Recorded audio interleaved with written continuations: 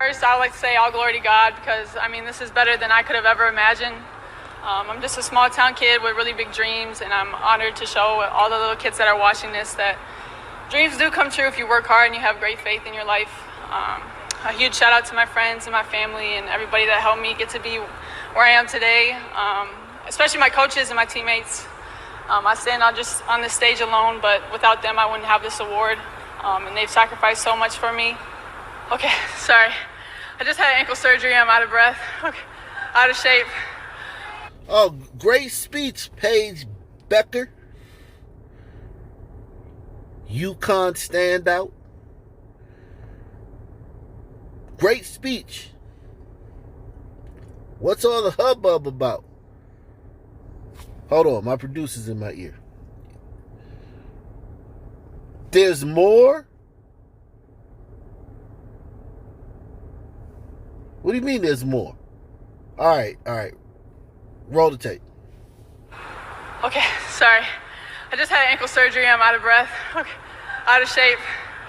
But no, with the light that I have now, as a white woman who leads a black-led sport and celebrated here, I want to show a light on black women. They don't get the media coverage that they deserve.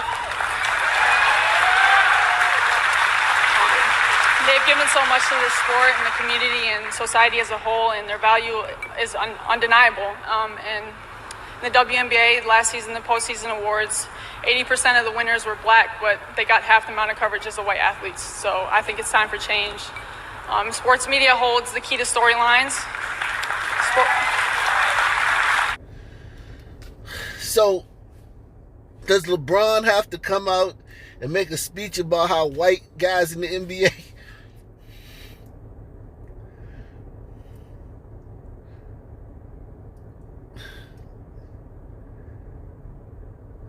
And I get this. They're trying, ESPN is trying to overcome this terrible week they had where basically it's been claimed that everybody at ESPN is racist. Except for, of course, the people of color. They're not racist. Jeff Van Gundy's racist. Adrian Wojnarowski's racist. Rachel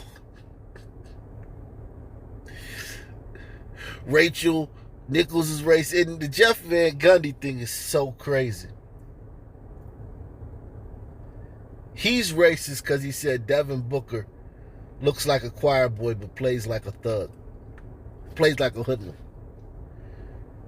Jeff Van Gundy is the coach of the old Knicks teams that played that rough, tough style of ball.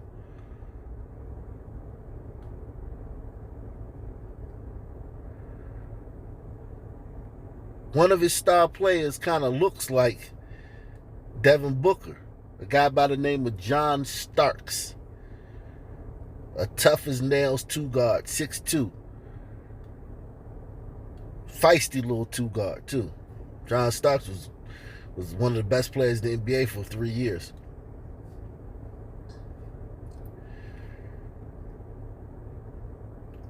But apparently, him saying that because he said hoodlum, and Devin Booker is half Mexican and half black, the black community was outraged. And I made a tweet about that because it was very interesting that they couldn't just let that analogy slide. It was a funny analogy. They just couldn't let it slide as an analogy. The guy Devin Booker's a clean-cut guy. You know, a clean-cut haircut, nice goatee all the time. Well spoken. Somebody told me that was a white supremacist. Somebody got in the comment section the other day told me that saying that a black person is articulate or well spoken is a white supremacist talking point. Well, Devin Booker ain't black. He half Mexican and half black. So can I say he's well spoken or articulate? Because the white supremacists use those terms.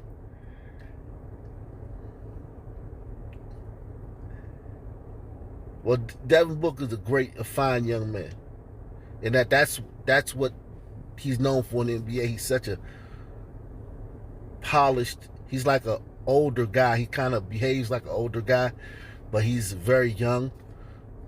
Yes, sir.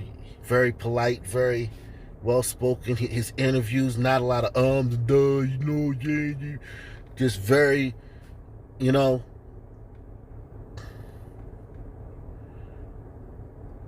very humble, very thoughtful. A very good type of young man who you might want your daughter to date. Like a Ray Allen type guy, That's who I think he's more like, Ray Allen. But then Kobe Bryant. They tried to compare him to Kobe. I thought that was crazy. More like a Ray Allen type, But apparently, saying that in the middle of a game where he's, fighting for his playoff life, saying he looks like a choir boy, but he plays like a hoodlum, is racist. So ESPY had a rough week, Jack. So they gave us this. But now, with the light that I have now, as a white woman who leads a black-led sport and celebrated here, I want to show a light on black women. They don't get the media coverage that they deserve. They've given so much to the sport and the community and society as a whole, and their value is undeniable. And in the WNBA last season, the postseason awards, 80% of the winners were black, but they got half the amount of coverage as the white athletes. So I think it's time for change. Sports media holds the key to storylines. Sports media and sponsors tell us who is valuable, and you have told the world that I matter today, and everyone who voted, thank you. But I think we should use this power together to also celebrate black women.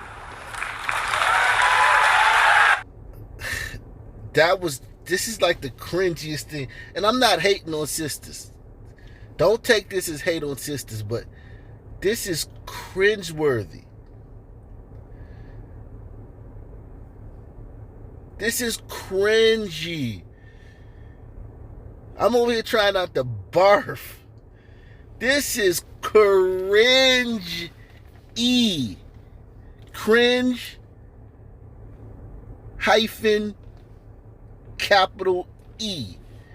Cringe E. Yikes. ESPN is not playing, man. They want you to know. How can Rachel come back from this? Rachel Nichols, you better go back to CNN. No, they ain't gonna take you. Rachel Nichols, you better go to Fox. Rachel Nichols gonna be on Fox next time we see her. Yikes. This is just cringy.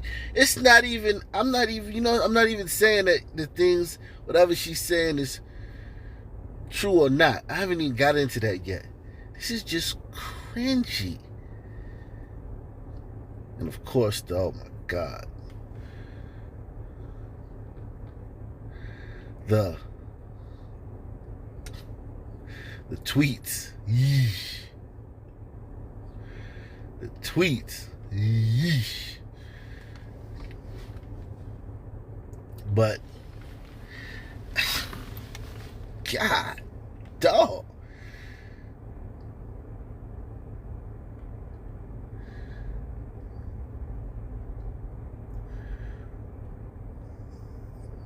Woo!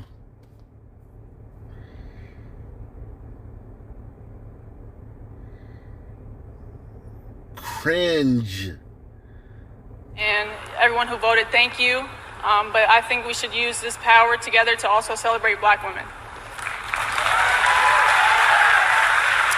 So to Maria Taylor, Robin Roberts, Maya Moore, Odyssey Alexander, to all the incredible black women in my life on my teams, to Breonna Taylor and all the lives lost, and to those names who have not yet learned, but I hope to share, I stand behind you and I'll continue to follow you and follow your lead and fight for you guys. So I just want to say thank you for everything.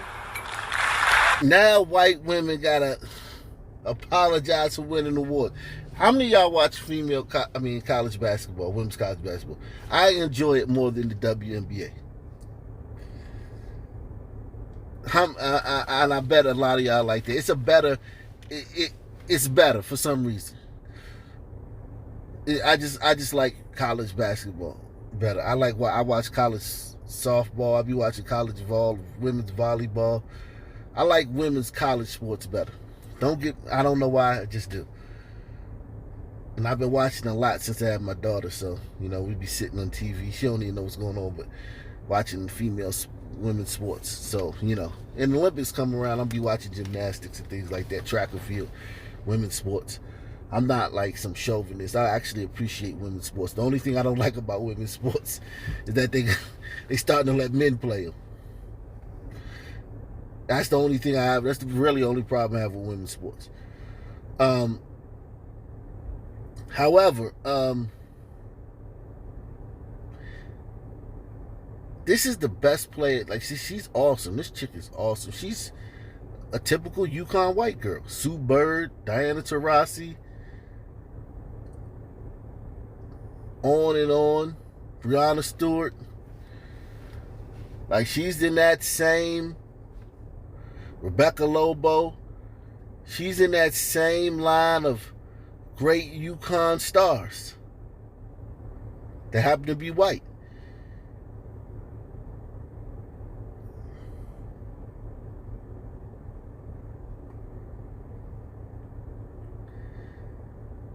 And she's good. She deserved this award.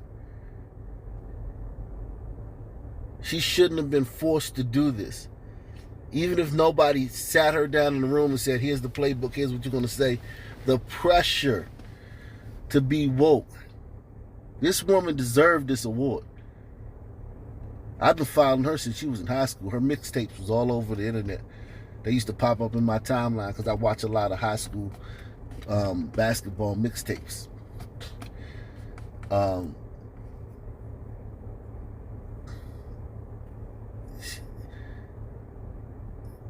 She deserved this award. Nobody gave this to her because she didn't get this because she's the best. This stuff is just crazy. That was hard to listen. That was hard. That didn't give me a good feeling. And don't get me wrong, my wife's a sister, my mom's a sister. I don't hate black women.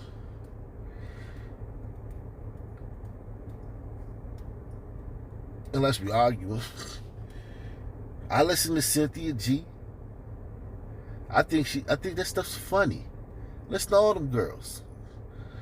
Even the divested ones. This stuff is entertaining. It's just as entertaining as listening to the Manosphere.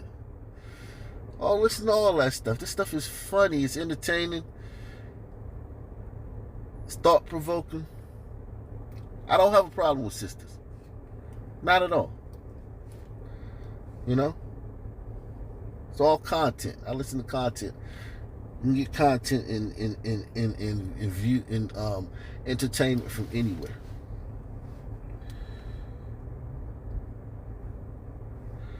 But this was just cringy.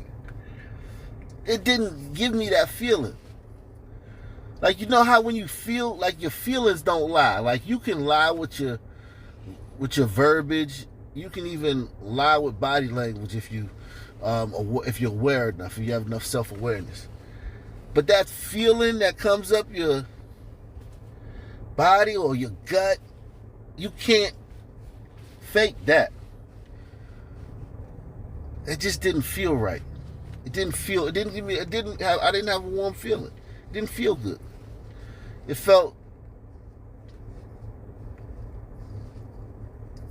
infantilizing.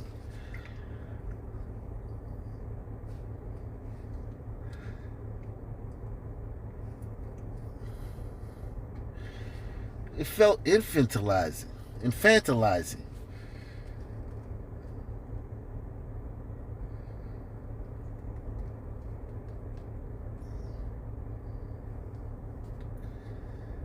In a sport where the league's 70% black. It just felt infantilized. It just pandering.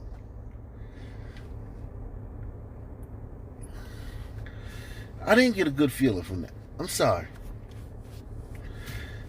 And I feel bad at subjecting y'all to that. Like, I feel bad making y'all have to watch that. Because I know my crowd.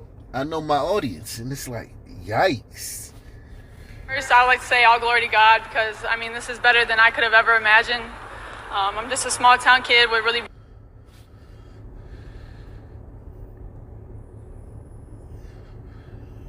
First, I would like to say all glory to God because, I mean, this is better than I could have ever imagined.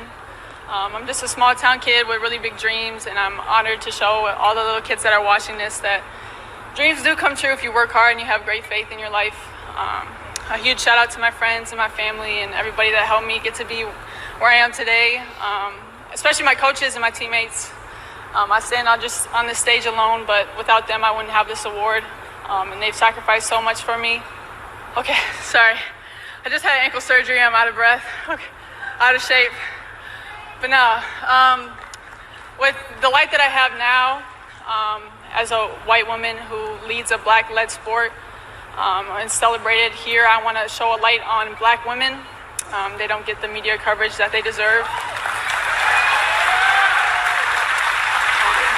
They've given so much to this sport and the community and society as a whole, and their value is undeniable. And in the WNBA last season, the postseason awards, 80% of the winners were black, but they got half the amount of coverage as the white athletes. So I think it's time for change. Sports media holds the key to storylines. Sports media and sponsors tell us who is valuable, and you have told the world that I matter today, and everyone who voted, thank you. But I think we should use this power together to also celebrate black women.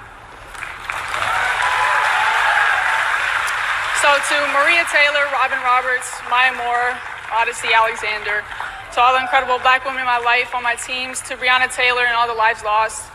Make sure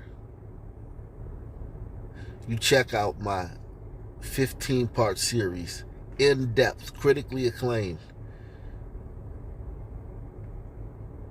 inside the Breonna Taylor drug cartel. Make sure you start at episode 1, part 1.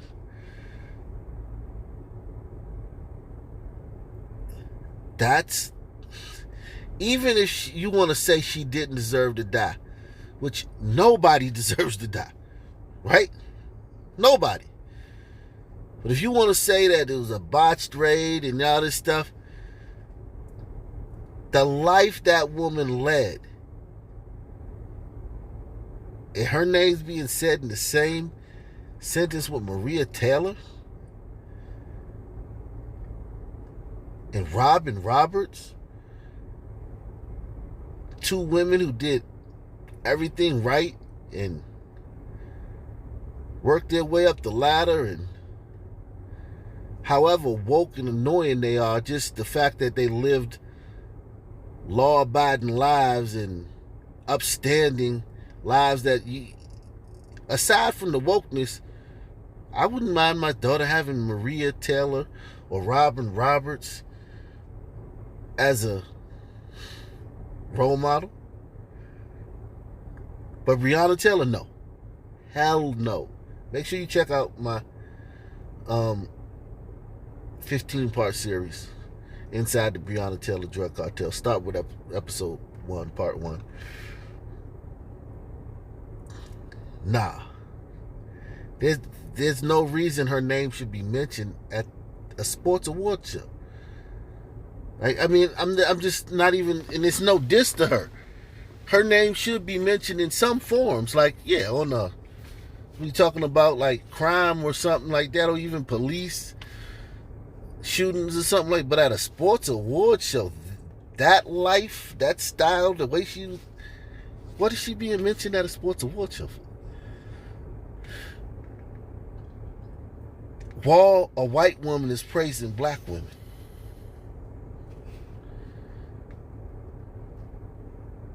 And I'm talking about her life. I'm not talking about her death. Because I want you, it's very important for you to understand. I'm talking about the life.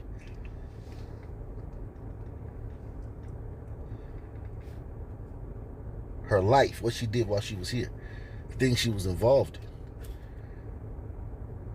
in. And as we've learned last week with Sha'Carri Richardson, because that's also what this is about too, when she talks about media coverage, the media shapes the storylines and the narratives. And the media, apparently the media wasn't supposed to report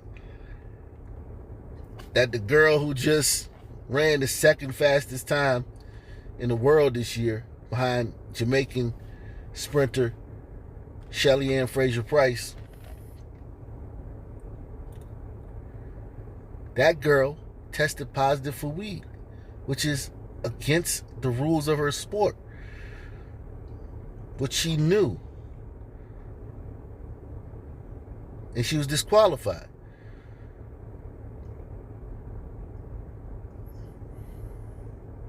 And suspended. How did the media shape that storyline? The media bent over backwards to make it as to frame it as if she was a victim of something, and that all the rules should be changed for her. What did the media do? That's why wokeness is so annoying, because the media lobbied for all the rules to be changed for this one girl, and they're still being castigated by this white woman that leads an all-black sport. That's why wokeness sucks. Wokeness is the worst. Wokeness is terrible.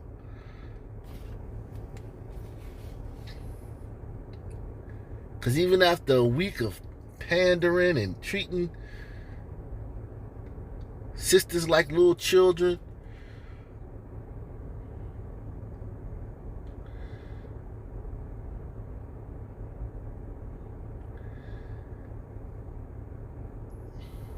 they're still being criticized for not doing enough.